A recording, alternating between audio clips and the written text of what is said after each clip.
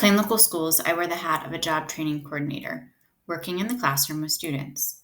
Also, lead mentor and career technical team teacher leader.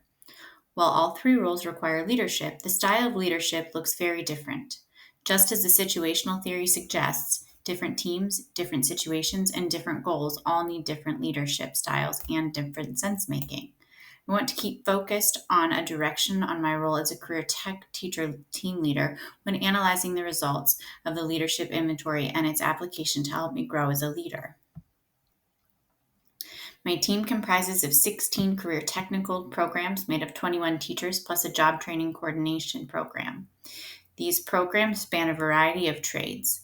My responsibilities include ensuring each team meets the state requirements, helping to grow each program's presence within the community, encouraging and teaching the use of innovative teaching strategies, student recruitment, and creating possibilities for programs to interact as a CT department rather than individual trades. Self-reflection is one of the most important steps to improving as a leader. Leaders who self-reflect become stronger leaders and are able to focus their energies on utilizing their strengths. Once a leader is aware of their weaknesses, one can work to improve those weaknesses and look to those on the team who have a converse set of traits. This concept is supported by the research of Foster and Dobbs. The assessment I chose to take and apply to improve my leadership skills is created by Giant Worldwide, which is a global leadership company. I thought it would be worthwhile assessing, considering in career technical education, one of our goals is to prepare our students for the workforce.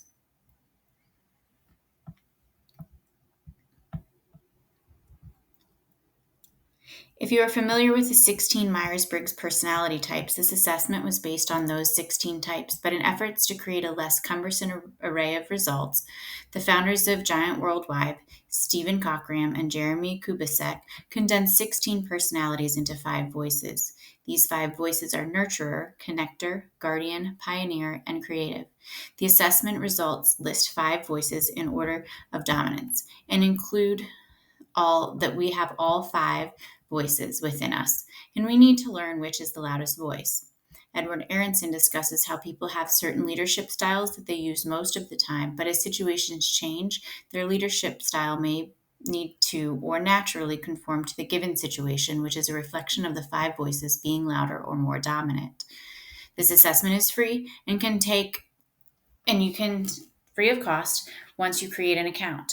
After answering 80 questions, the results provide a variety of suggestions and reflection insights. Here, you can see some of the questions that were given in the assessment.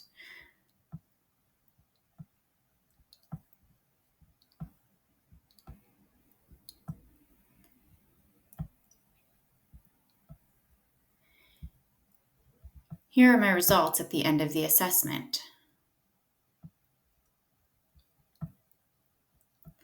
I was listed as a guardian. I'm a champion of due diligence, resources, and efficient systems and processes.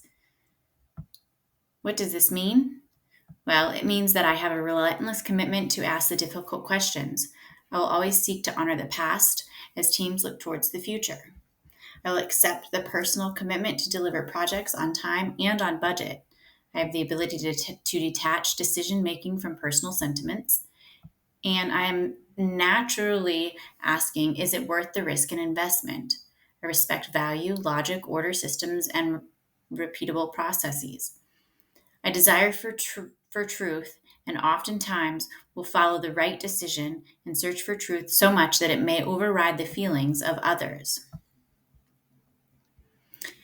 This assessment also goes deeper and looks at the voice pair sightings. So my order is guardian, nurture, pioneer, creative, and then my least effective and dominant voice is the connector. This assessment gives strengths, challenges, growth opportunities, what happens to a guardian when they're under stress, how do they stay healthy. For each voice, it goes through all of these different combinations once the results come up. Additionally, there's videos that you can pull up.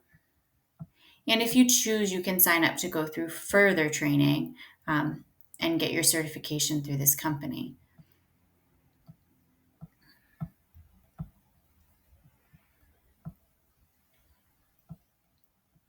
How can I use this information as a leader?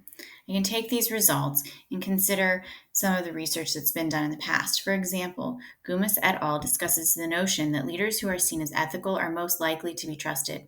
My team places a great deal of trust in me to convey their ideas and needs to administration. As a liaison between the team and administration, my team trusts that I will ask the right questions when administration is making decisions.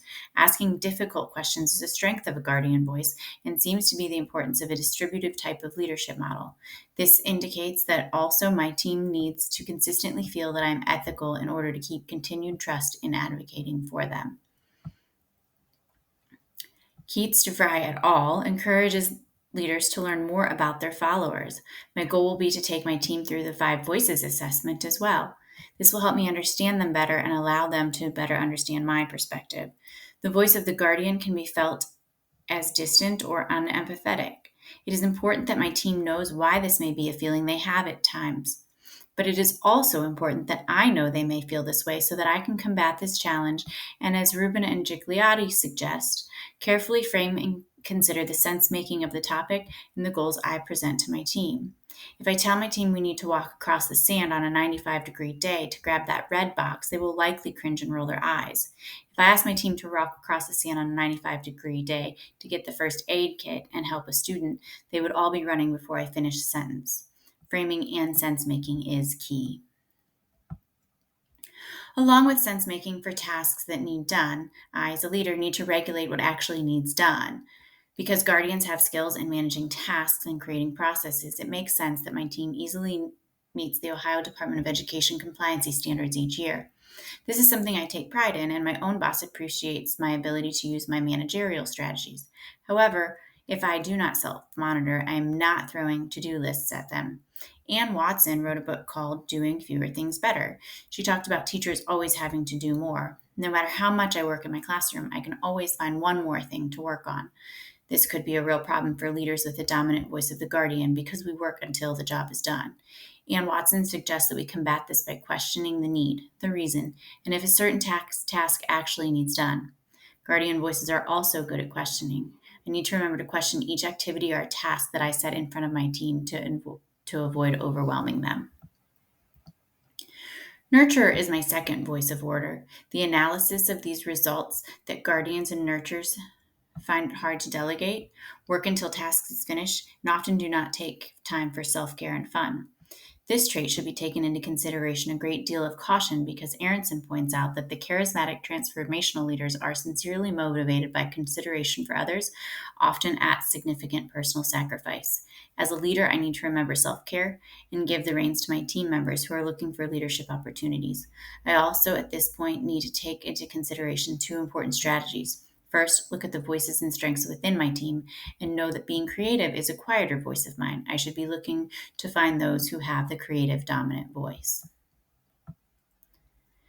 There have been multiple studies that discuss the importance of a 360 evaluation. Solansky suggests that the observer of a leader and the leader themselves should take the 2 different results if given at the same assessment from the same person. Out of curiosity, I asked my boss to take the assessment from her perspective of me.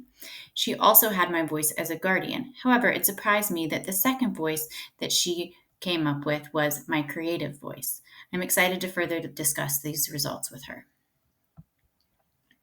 I liked the quote from Edward Aronson when he was discussing the ethical leadership when he said, caring for soil that allowed us to produce such a rich harvest in the first place. Guardians also value the past while walking into the future. This will be a very useful skill that will direct me to lean on others in our department who have been in the district for longer than I have. I can look to them for what has and has not worked in the past. There are just a few ways I can use this knowledge of my dominant guardian voice. Rubin and Gigliotti state that it is clear in the manner in which one conceptualizes communication has important implications for the way one understands and approaches leadership study and practice. By taking this assessment, I feel like I've been given the tools to be a better communicator and stronger leader.